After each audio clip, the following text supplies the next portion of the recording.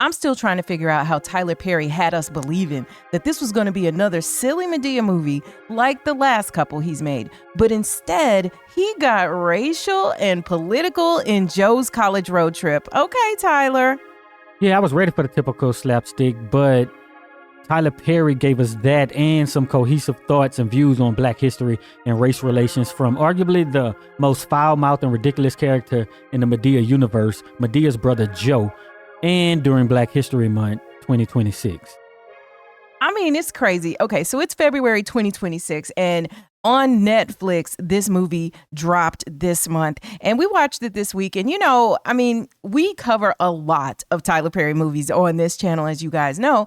And I was just like, okay, so this is just going to be another one. But I was pleasantly surprised just with the themes he chose to tackle. Of course, he talks a lot about the typical stuff, but this film really centers around what I would call the multiple generation gaps, right? Between father and son and ultimately grandson, between Joe and BJ. Yeah. So the first thing I seen was the Lorraine Motel on the cover. And I'm like, no, Tyler Perry, don't do that. You know what I'm saying? Because it's, when it's Joe, I'm like, this dude is going to just be crazy. You trying to put this MLK stuff in here, Right. And the Lorraine Motel, for those of you who might not know, is where MLK was assassinated. It's that kind of aqua-colored looking motel. Yeah. So you see the sign on the cover and it's just like, please do not do this wrong. Because there was, I don't remember what movie was that? Y'all go to the comments where he did the Rosa Parks skit in, where Rosa Parks is on the bus and Madea, it goes to the bus and talks about how she was, Rosa was she with her man and blah, blah, blah, So that was kind of on the edge, but I was pleasantly surprised with how he handled it. Yeah, but Tyler Perry, he's like, I don't know, the luckiest filmmaker. You know what I'm saying? Because he can make whatever he wants as often as he wants, right? Yeah. We call it like hard working, but this is what he wants to do. You know what I'm saying? So is it like I'm working hard, or is it that I just get to make what I want to make? You know what I'm saying? Yeah, yeah. And so to me, some of the best, and you always point this out, but the best and funniest movies always involve a culture clash. And whether that's the culture based upon your generation when you were born and, what your experiences are as opposed to, maybe your older people or younger people than you, or, sometimes it's other parts of culture, right? Based on race and other stuff. And this kind of brings it all together. And, but it mostly focuses, like we said, on the generation gap between Joe, who's Madea's brother, and he's old. He's supposed to be like 80-something years old, or maybe even 90. I don't remember. And then Brian, who is his son, that's the one who looks like Tyler Perry and plays him. And then BJ, who is Brian Jr., basically right. Brian's son. And I think the first time was just that last movie with the Wedding Destination, right? Right. But he had this whole thing going back and forth with Brown, right? So that's how I know the character. I don't know if he popped up before that. You know what I'm saying? He may have been a kid, but you know what I'm saying? This was one who has a personality and stuff now. Exactly. In this film. Exactly. And the one before. And then I think that in a few movies ago when they were played, and I don't remember if it was this guy who played him as a child, but so that character BJ has shown up in at least 3 of the movies now, but in these last 2, the ones that have been done for Netflix, he's had a more prominent role. And I do think that how many stories can you tell, right, about Madea, and you kind of have to branch out into getting into some of these other characters, and maybe it'll suck younger people in too. Right. Shout out to Tyler Perry for watching our channel. He took a lot of tips and advice from us when coming up with this film. And, it's kind of funny because you never know. We do know for a fact that, he does watch smaller YouTubers, because there was a YouTuber, sometime back who, when she had done a commentary on, I think it was maybe one of his TV shows or whatever, he actually contacted her, but I think that we are very fair in our coverage of Tyler Perry. Which is a little bit different than something that happened recently, because there is like right now, in February 2025, Black History Month of 26. all months. February of 2026, Black History Month of all months. there's been a hit piece basically that was put Right. out, and it's like 4 FD hours long. Signifier put out a video. A lot of people, he's a video essayist on YouTube and I guess Nebula, and he has a big captive audience and people, like him, and he said he's waiting years to do basically his hit piece on Tyler Perry, and it's like just came out. I think it came out right before this movie. Yeah, and it really, and I wonder if this would have changed anything, or maybe it would have made it worse. I mean, I think you feel however you feel, and we're not in the habit of actually addressing or talking about other content creators or YouTubers and whatnot, but that is pertinent, I think, to this discussion and in the lore of YouTube and all that. Yeah, because I would say that I like the movie. Y'all know what I like. You know what I'm saying? The stuff that hits on the tangential sort of discussions that we have throughout every video. So yeah. So was this a good movie though? To me, it exceeded my expectations of what I would call a Medea movie. Yeah, so the Medea movies and stuff, they're not really funny to me. This one was funny. And it may be because how slapstick, you had Joe in there, he was cussing and all that. I know, you know what I'm saying? He's so and raunchy. Tyler Perry just wanted to get raunchy, right? This is Tyler Perry's I Don't Give a Fuck movie. Yeah. You know what I'm saying? I always wanted to do this. I had the church crowd. Now I just want to talk about pimping hoes and saying nigga. You know what I'm saying? So we are about to spoil this for you if you haven't seen it. I'm Heit. And I'm Cheri. And you've discovered Axiom Amnesia.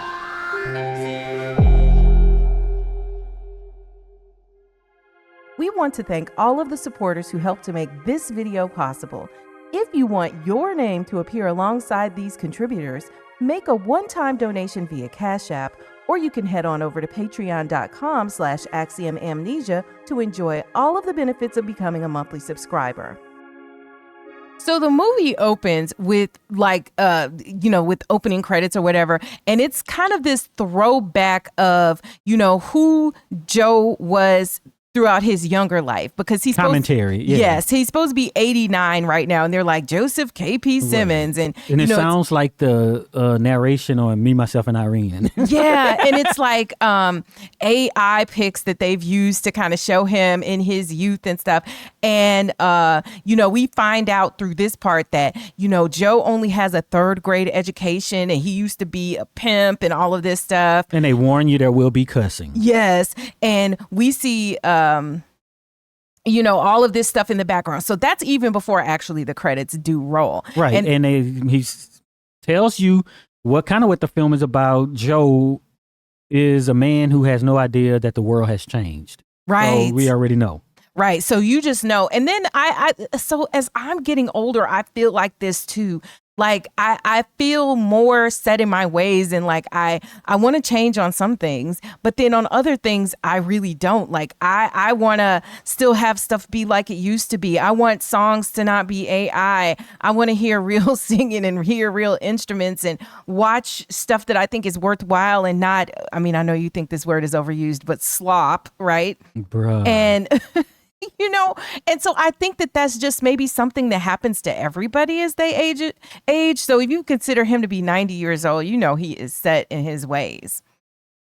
But so when the movie opens, after we get this kind of montage at the beginning, we see Brian, and of course Brian is played by Tyler Perry, and then his son BJ, who is graduating from high school.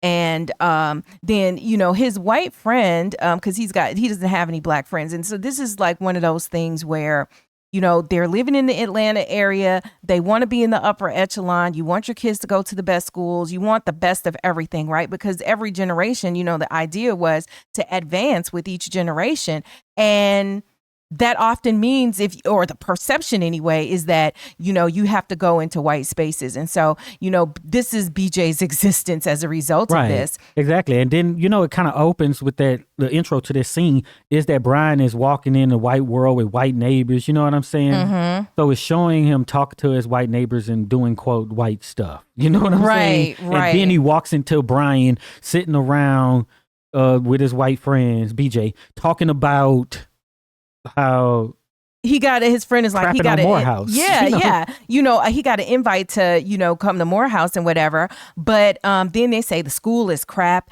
And then, BJ says, why is there this need for black colleges, HBCUs anyway? And isn't that racist against white people? So like, there's this like, you blowing our mind right out the gate with a lot of the arguments that we hear from people who just don't get it. And Right. BJ argues that the world has changed and we're all equal now. There's no need for HBCUs. And then he announces that he's going to Pepperdine, which is in California. And, they live in Atlanta. And he's going to accompany his white friends on a college road trip. Right. And even though I say that's good, just keep in mind that Tyler Perry is heavy-handed in how he does all this stuff, right? So just that whole discussion is just right out front. His white friends are saying the worst things. He's saying the worst things as a black, teenager. And that's how, I guess he has to advance it real fast to let us know because, much of it is kind of about the trip that they go on. Yeah. So then you have, I believe, Brian, he's at some party, you know what I'm saying? Some gathering in the neighborhood, right? And he's talking about how he didn't raise his son to see race. Mm-hmm. You know what I'm saying? Which is, I don't know if we got this from this character in anything before. I didn't take that's what it was. Yeah. Which would be a shocker if you're trying to have some cohesion with the things, but I think that's I've been out the window for these movies for things lining up in characters to have the same sort of personalities and development throughout the mini films. Yeah. Yeah. He was this wasn't at the get together. This was when he went to Medea's house and was talking to Joe and Medea. Right. And so they are both telling him, both Joe and Medea are telling him like, Brian, this is your fault. You sent him to the private school with all white people. You raised him in this way. And, Brian is defending his decision. And, he's like, hey, I didn't want my kid bullied. I wanted, I wanted the best for him. And so I made decisions that I thought would lead to the best. And to me, this is a huge, huge commentary because, with the amount of money that Tyler Perry has, I'm sure he rubs elbows with all sorts of, black folk who have money and feel like, hey, I want to put my children in these spaces. But the one thing you don't think about is what is the result? That statement, the hand that rocks the cradle rules the world. Whoever is teaching the children is the one that gets to indoctrinate them, right? And it's just, and by teaching you, that means influence, right? Yeah. Whoever he's around and whatever they're putting into his mind, right? Because a parent, you're working and stuff, you're not there. You're spending the time probably with your friends, and then they may spend some time with you, but they're spending times with their friends, parents, and stuff like that, right? But in this scene, Joe, he was really hitting them with them one-liners, though. He sure was. It was like you kept them from being bullied and black. And so I think it's funny because a lot of us, we have this commentary that, there isn't a such thing as being black or acting black and acting white. But we all know that you can attribute certain things to different cultures, just like you can tell someone is, let's say, Mexican by the food they eat, the way they talk, the music they listen to. That's exactly what it means when you're talking about culture. Yeah. And when we say black has multiple meanings. It's not just about, your skin color or race. There is culture mixed in when we're talking about in America. And even the Americans. Subcultures of blackness, right? Depending on what region of the country you're from, whether you're international and maybe from a different part of the diaspora. We all know the difference between the folks who are what I would call, black like us and, and from all of our individual perspectives, right? If you're black, you say black like me. And then that means the people who are in the group that in culture that's like you culturally, right?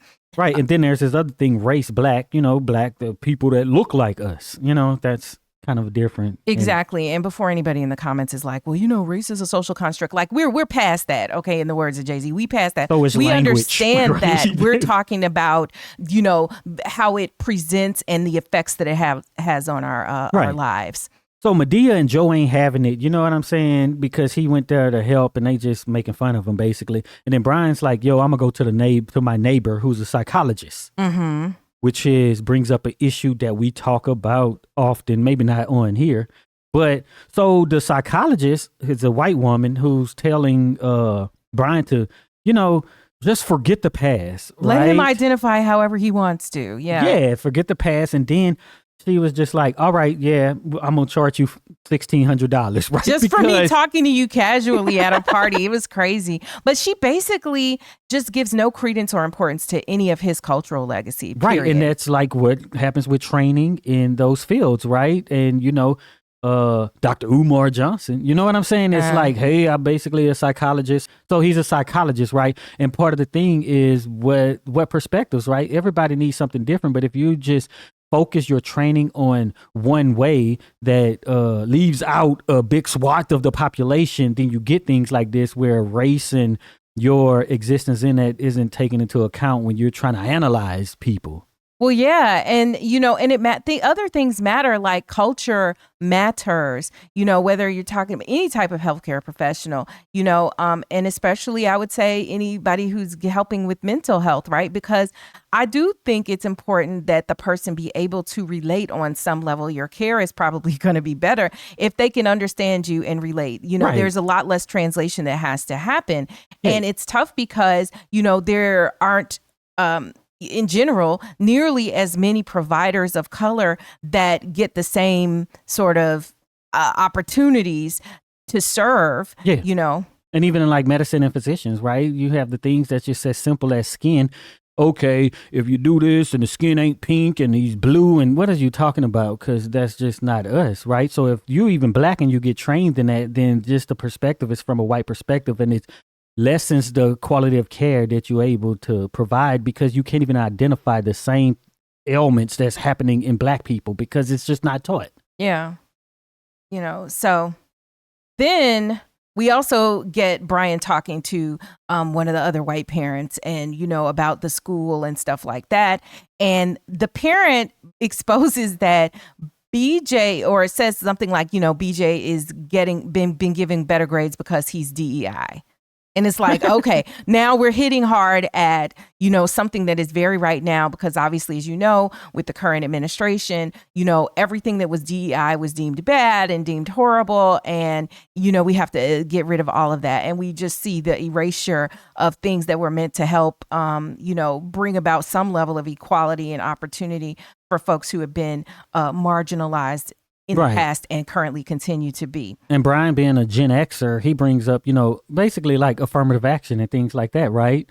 Because that's just kind of similar to what happens when people talk about DEI now, right? And you could go through the court cases of where and the codes where that term comes from. But I think we did talk about it already on this channel. Yes. But the neighbor is just like, yeah, you just got into whatever college because of affirmative action and talking about, their diversity mandate. So basically Brian and BJ are just getting things because of them being color. black, right? And of course, everybody from, Gen X in those times just know about affirmative action. That. And with that, you have to excel plus. You know what I'm saying? It's just the people who excel gets the benefits from that. It ain't just across the board, anybody, that doesn't need to be explained. And something else is interesting is because, Brian at this school, where he's like one, if not the only black kid, he had some trouble in the past with his grades. And so the teacher had begun to give him different tests or different things to score him. And, when Brian found out, he told him, hey, give him the same test as everybody else and whatever. And, because of the fact that BJ is this 4.0 student, the question is whether or not he is really a 4.0 student, because I do think that makes others feel more comfortable to think that somebody is getting what they're getting, not because they're actually your equal or better. Right, exactly. And he's black, and then the neighbor's white, and he's talking about my kid ain't getting nothing. You know what I'm saying? And it's just like basically because your kid is dumb, and that's why your kid ain't getting what all the other kids get.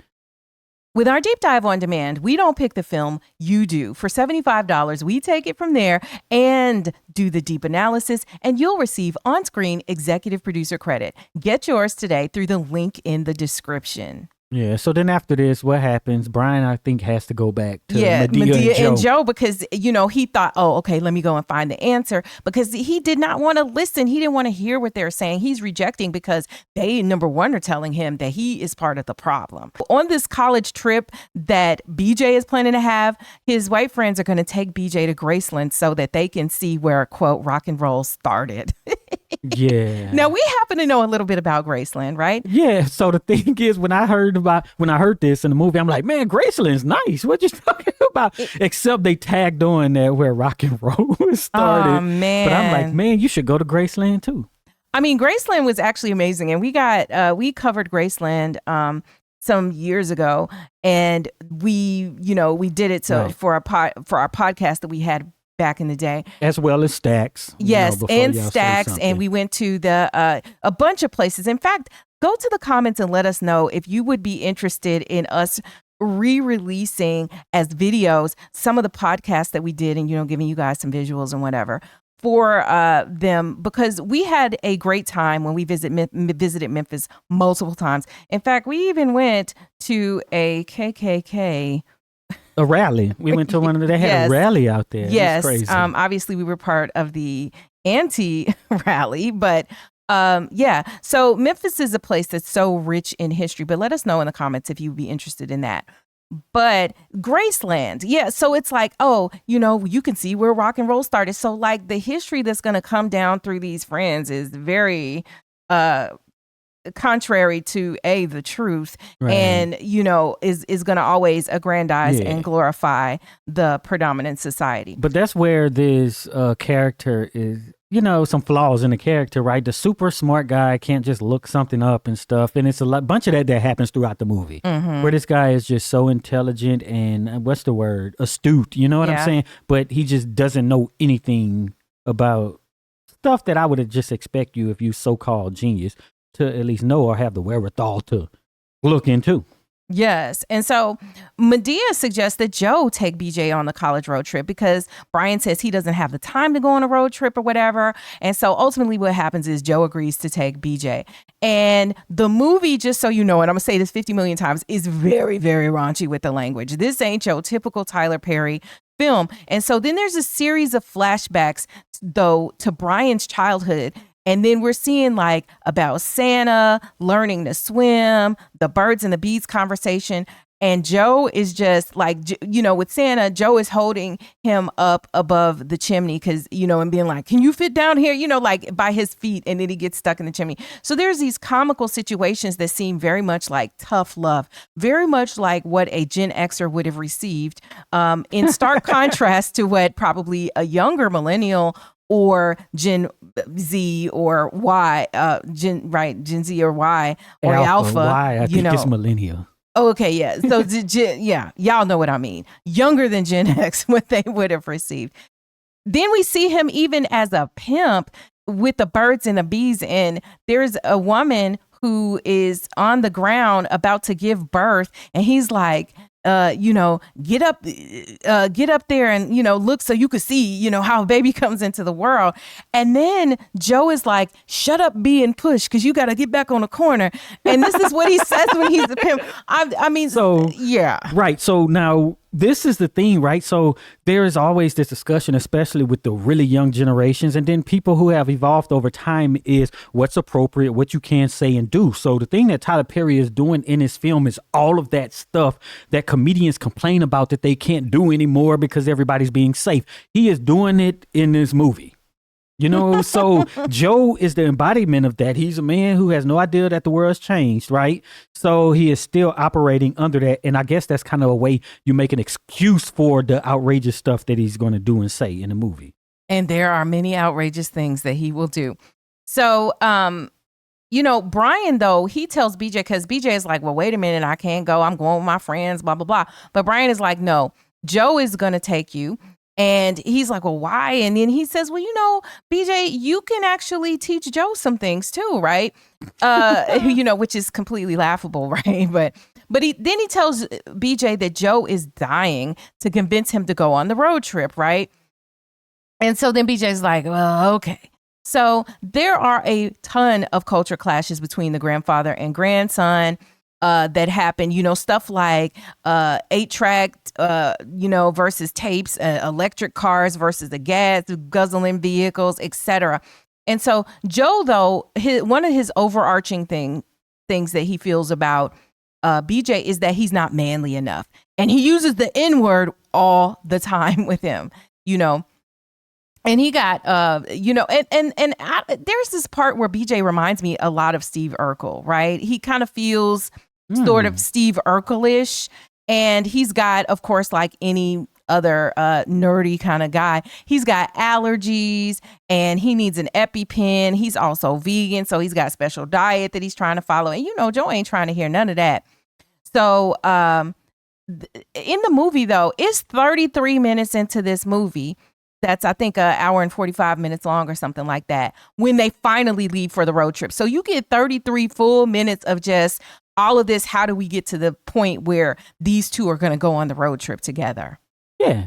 I think that's typical, unless it's an hour and a half movie. So Joe in the car, and Joe is just wild. They decide they're going to take Joe's, big red convertible instead of BJ's little electric vehicle or whatever. And Joe is drinking and driving, and he's trying to give BJ weed and stuff.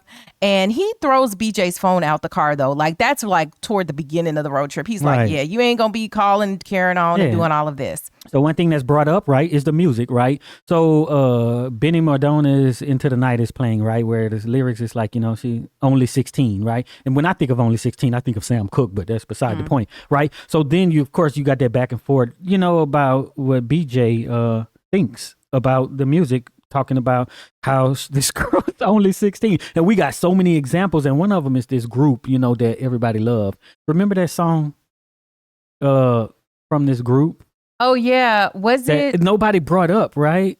Tony. Yeah, Tony. It's about the code for statutory stuff. And it's like, wait, that's weird, but all right. I mean, and even if you think about other songs that we was jamming to when I was a kid, it was like, Keep Sweat. She may be young, but she read it. Right. Now how young, we don't know. But yeah, this is just something that has really changed culturally. Exactly. So, he's hitting all those points in this movie, though.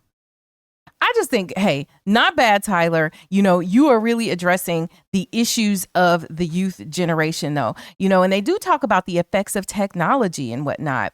So when they finally get to Graceland, or in Memphis, they pass up Graceland and they kind of go for the Black experience. Millie Jackson is there and she performs in a club and whatever. Bruh. Joe is forcing BJ to eat chicken. Remember, he's a vegan. Yeah. And they stay the night at the Lorraine Motel in the room. And if you don't know how it's kind of set up, the Lorraine Motel is a museum now, right? It's part of that museum complex. I think it's a civil rights museum. Yeah, that's there. And so the room is set up the way, kind of to be like what it was like when he was in there. It has suits hanging up and everything like that.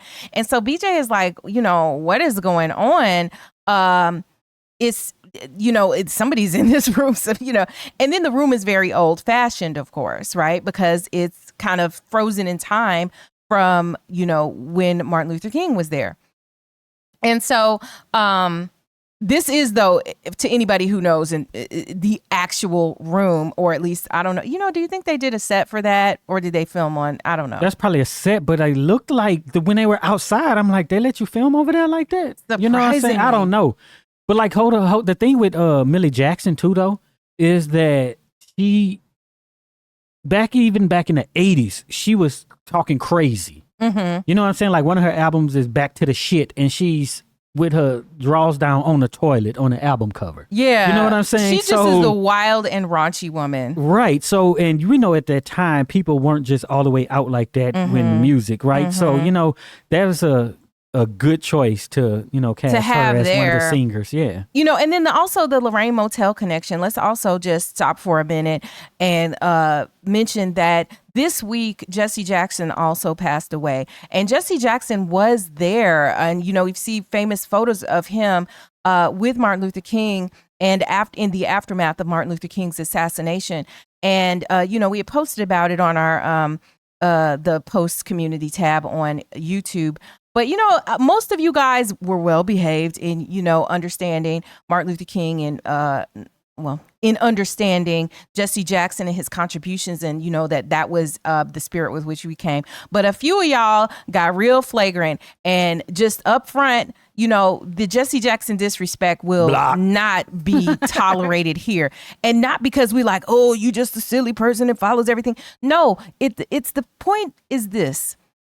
you cannot erase, I don't care what other things happened in his life, you cannot erase the contributions and the things that he did positively for our people. And I don't know, it's a very immature attitude to have. And it says to me, like, you haven't really either thought much or lived much to not understand these things. Exactly. It's just very weird. Yes. But so my thing was, when they left on a road trip, they went north to go to, they were going basically to LA, right? Right. They went north to go to Tennessee. And then next thing we know, they're in Montgomery. Yeah. Wait, what? This is weird. This is a very weird. Well, they had to trip. go to, it just is a circuitous route to get there, but they had to go to the places that they thought. They could have went to Montgomery first and then went northwest, right? So they do stop though along the way, and Joe makes BJ pick cotton, and so this is like part of the comedy thing, but it's also like an experience, because if you've never driven and seen the cotton fields, if you've never actually touched cotton, one of the things in Memphis is they do have, is it called the Cotton Museum? I can't remember the name of it. But we went there. Yeah, I think that's what it's called. I think it's called the Cotton Museum, but we went there, and you can feel if you've never actually felt cotton, you feel it, you see it, you and it lift bales of cotton. Yes. And it's crazy. Yes, so that you can get an idea of some of the experiences that many of our ancestors had to go through being outside picking cotton and the thorniness of it all and whatever. But he's basically fixing him, because he talks about, Joe is fixing BJ because he talks about basically how your parents have messed you up. You're broken in a way, right? But he is fixing him while simultaneously reminding him that his father messed him up, right? Which is sort of the comedy of it. But this is also why we need multiple generations to be interacting with people. So back to the whole thing we always talk about here, where people are like, hey, I'm cutting my family off. I don't fool with them. I don't, then your children also don't get the benefit of multi-generational impacts on their lives. Yeah. And that too is important. So anyway, Joe is sleeping, because BJ is driving, and BJ is like, ooh, I got to go to the bathroom to pee. And he stops at a honky-tonk bar with a Confederate flag outside, and he goes in and whatever, and the room goes dead. Like, how it is. It's just like, people are looking like, wait, what are you even doing up in here? So Joe wakes up in the car realizing that where BJ has stopped and that he's gone in. Joe is like, oh my gosh, I have to go in. So the white guys that are in the bar, once BJ goes to the bathroom, whatever, they confront him, and Joe comes in and saves the day. And he's like, Joe's like, I'm going to give you a Black history lesson. And then he commits to single-handedly beating all of these guys. He's 89 years old, so he can't really do it. And he even beats them with a Confederate flag at one point. It is actually high comedy. Is it a throwback to Eddie Murphy? Is it 48 Hours? Oh, I mean, yeah. It can be, because Tyler Perry will borrow some things and kind of trigger our memories of stuff. But at one point, Joe, I don't even know how they did it. Joe pulls a folding chair out of his pants, and we know that white folding chair now, and he beats a guy with the folding chair. If you know, you know. But yeah, Joe is supposed to be 89. So Joe tells him, when he gets back in the car with BJ and everything like this, he's like, people paid for you to be in this seat, and you letting TikTok and social media screw you into thinking that your heritage doesn't matter. And that was like, oh man, Tyler is hitting hard with this stuff, because that is a word, that is a gem. You are letting people make you believe that your heritage doesn't matter. Meanwhile, everybody else is commemorating their own heritages, right? Exactly. They don't forgetting their heritage. They're not forgetting where they're coming from. But the erasure of, especially and particularly Black Americans who are the descendants of enslaved people in this country, that is being erased. We see it with references to slavery. We see it with the whitewashing of everything. And I was thinking this week, I'm like, I don't know, because I mean, obviously I don't have the resources to just single-handedly do this, but like, I'm like, hey, while they pulling down monuments, pulling down stuff and trying to hide the past, like, do we have anybody who is keeping this stuff? Like, do we have a place where this stuff can be, hope so. you know? Folks got money. But that's one part of the of media, right? So, you know, there always this talk that, oh, we shouldn't have those types of movies that show what our people were going through in the beginnings of America, the U.S. and America, right? Don't show slavery, don't show this and that. But, you know, those things need to exist. And that seems to be a big part of, I don't know, of the erasure, right? Because once those things go down, then what did our media that we still hold and contain have? We wanted not to even talk about what they done to us and what we went through and how we're still here. And that's part of the whole thing of trying to erase the legacy of Jesse Jackson as well. To be like, you know, you're in your seat to be able to hop on the internet and say some crazy stuff out the blue on something that we put up for you to access, or, you know, anybody else put up for you to access partially because of the stuff that Jesse Jackson done. And all maybe of these a big part, right? A big part. And all of these freedom fighters. And, you know, when I was listening to something about Jesse Jackson's you know, history, you know, his son pointed out, hey, if you are a woman and you're a female news anchor, you know, and talked about when he came to Chicago, there were not black women on TV. Right. There were not really even women on TV like that. Right. And how now I know when I was growing up, like there were plenty of black women who got to be on TV and then eventually maybe left and went to the national stage. But there wasn't a point where you didn't see black women on TV and black men, too.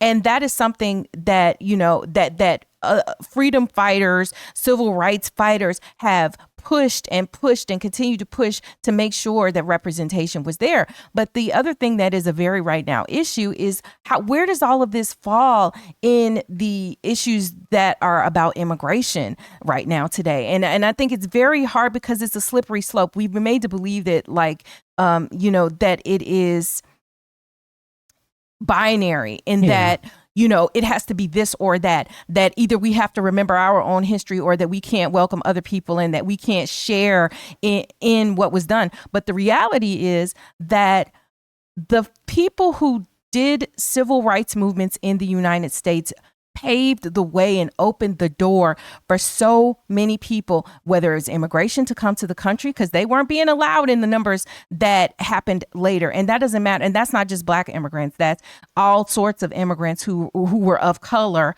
or black people who would come to the country.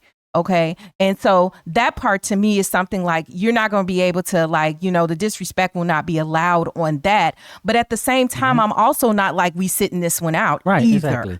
Right. So the thing is, too, you can't convince me that we should not have Tyler Perry and his movies and we could just say they're bad. Right. And then at the same time say we shouldn't have slave movies either.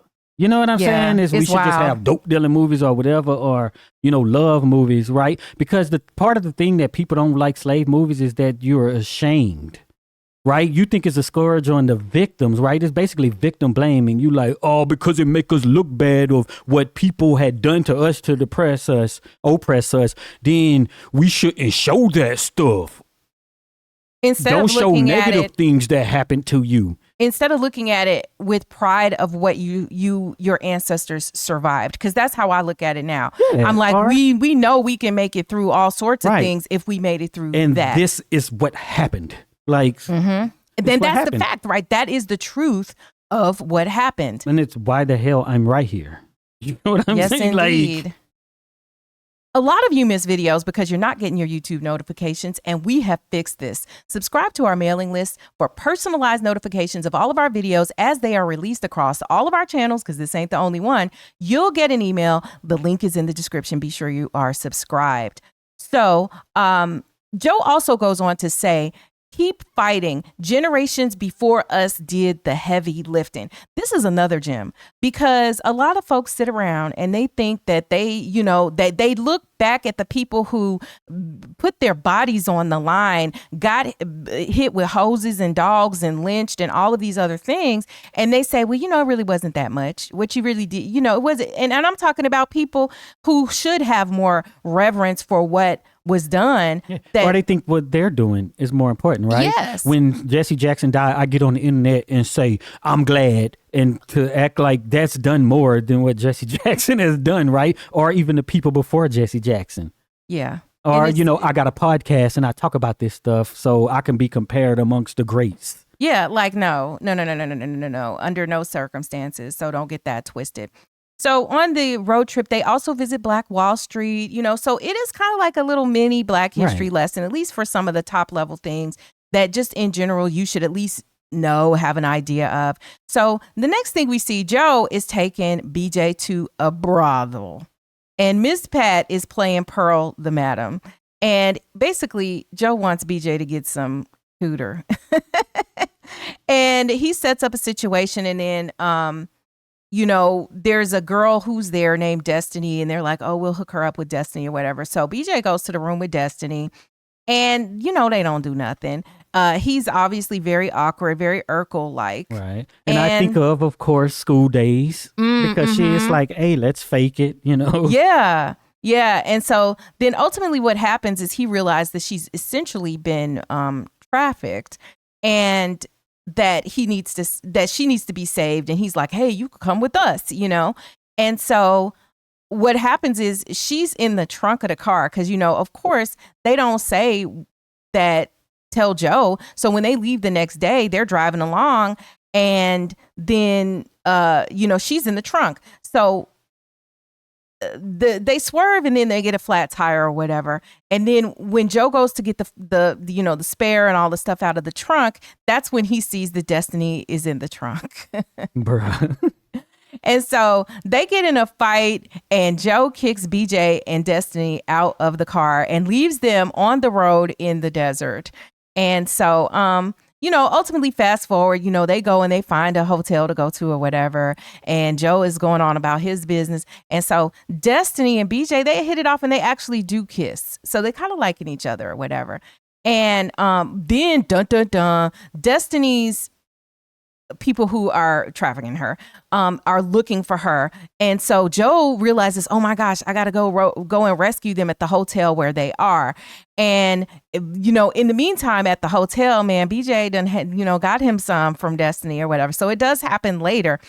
And then we realize Destiny is basically her backstory is that she just got roped into this as a young girl, and she tells him about all of the places that he's visited because he's trying to down the places that Joe has shown him. So he ain't even still made the connection that Joe was trying to tell him, and she's the one who helps him make that connection. He's calling him random places or whatever, and she really schools him, and she makes him see that Black history is important. Yeah, exactly. So the thing was that all along the way, Joe would just stop and have BJ take pictures, and he was taking pictures of him in different places amongst the way. And one of the things was there is, I don't know, this stream or whatever, right? And Joe looks at the stream and he looks kind of sad, and I'm like, what's going on over here? And I don't know. But then later on, right, I'm like, BJ, why is he standing here looking at this water? Because the thing is, it had paved sidewalk and stuff and some rails and stuff, right?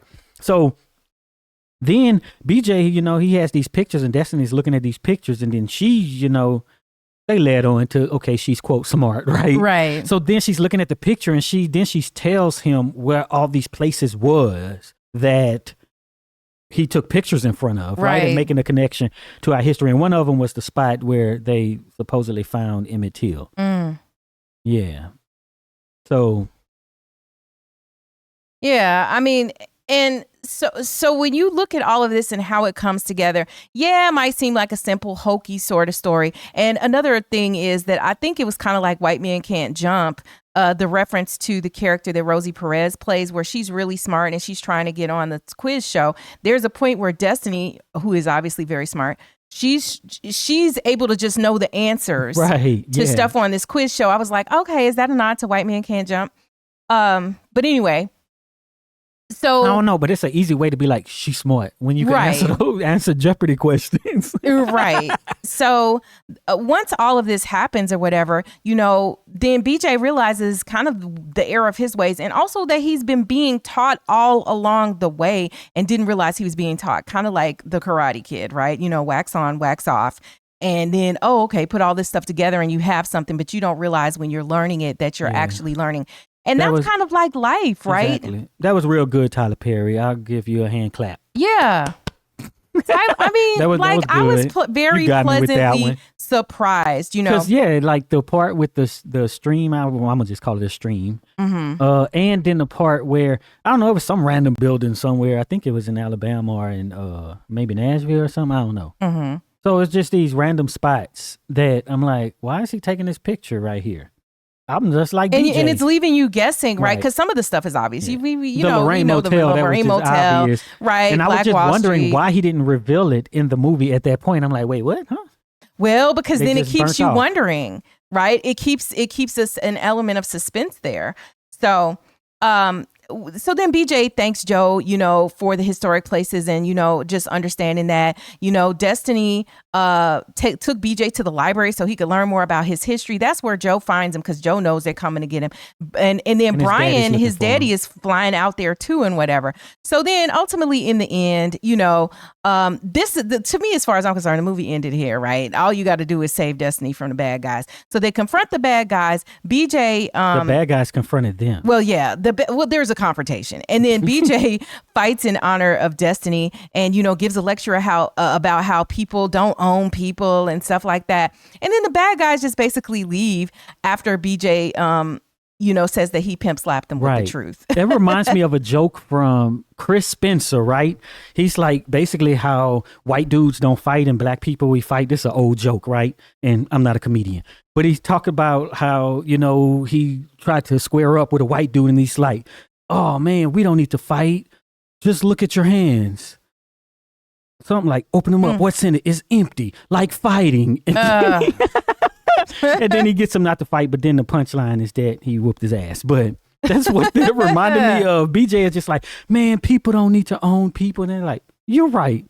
So that was funny and an easy way to just resolve it because it's a comedy. So. And it's a comedy, let it be done. And then he had already dropped so many gems and the most important things had already happened that this just needed to, you know, be wrapped up or whatever. And then he done a monologue after that, which was lame. You could have left that part out. Well, it ends, right, after that too, you know, with the color purple quote, because we did say that Tyler Perry said he will always have the color purple, you know, reference in there, and the line is, "I may be poor and I may be black, I may be ugly," is what Celie says, and they say that line in there. Joe says this as they take off at the end to finish the trip because BJ has decided that he's going to go to Morehouse, and you know, like basically everything is fixed. BJ is like embracing his blackness, he realizes it, you know, and he's going to actually finish the trip with his grandfather. He learned his lesson. And you know all of that. So, and even Brian is going to make time to like meet them on the other end, and you know they'll all you know kind of have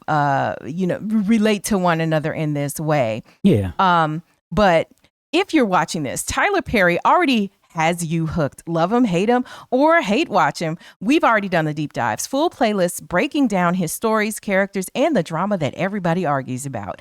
Check the description for links to the ultimate Why Did I Get Married playlist and the ultimate Tyler Perry playlist so you can binge them. The links are in the description. So this movie was really about race and blackness and importance of knowing your heritage and stuff like that. Yeah. I think it was very good. I think it was a very focused story. We always talk about how Tyler Perry has so much stuff just going on. And the last movie we covered was Meet the Browns. And it was just like, there's too many things going on, too many issues you're trying to hit on. And this one was very focused. It just had the kind of the side quest of Destiny, right?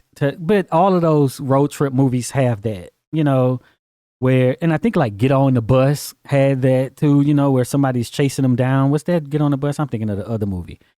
You know the one I'm talking about. It was, they were all on the bus and somebody was a fugitive. No, that's Get On the Bus. Okay. I can't remember. Somebody was getting chased by, I don't know if it was Ja Rule or nothing. I mix them all up because they all do that same thing is the point, right? But you had the side quest of Destiny because that's just what you do and you have your stops along the way. And it was just very focused, right? But some people probably have pointed out about how Joe forces BJ to eat fried chicken, right? Where we're trying to get away from the stereotypes and everything and hide that we eat fried chicken and watermelon and stuff. And there is this scene where he forces them. Right. You know, and they spent a lot of time on this like, hey, eat this chicken. You know what I'm saying? So that's just kind of meta there. Very much. You know, where it's basically kind of don't run from this. Don't run from who you are. Exactly. If you like chicken, you like chicken, right? And I think that's more of kind of a metaphor for black folks. Well, you know what I think too is that this may be one place where, you know, you got a lot of highfalutin, actually bougie black folk, right? Who believe that kind of getting rid of a lot of the things that are quote unquote stereotypically black is the best way to be. And I think that it is definitely a commentary on that. And that is where people who have quote unquote kept it real the whole time. Hey, I'm gonna be who I am. I'm gonna do who I am. You know, I'm gonna eat my chicken. I'm gonna eat, you know, that they actually may have had a clue, right? Because what it's pointing to is the idea that respectability politics doesn't work. You still are going to be viewed the same, whether you eat the fried chicken or not. So you might as well eat the fried chicken. You know? Yeah, exactly. So my thing too, at the beginning, you know, I think that narrator at the beginning was supposed to be a white man, right? Who was introducing Joe and all of that, right? And he did say a man who has no idea that the world has changed, right? But throughout the movie, what we seen was he do know the world's changed, and that's what he showed to BJ. You know what I'm saying, right? And he's aware of what changed and where he's talking about, you know, people paid for you to be in this seat, right? But because the narrator is white, the narrator ain't even looking at that perspective, and that happens a lot of time, right? Where just the black experience and things that happen to black folks is just ignored. Yeah. Like the whole Make America Great Again thing is just about going to a time where maybe it's not about we want black people in a terrible position, right? It's just you don't even exist. It was better for white people at some other point. Well, it's funny because this week, because you know, you guys know over the past few weeks, it's February of 2026.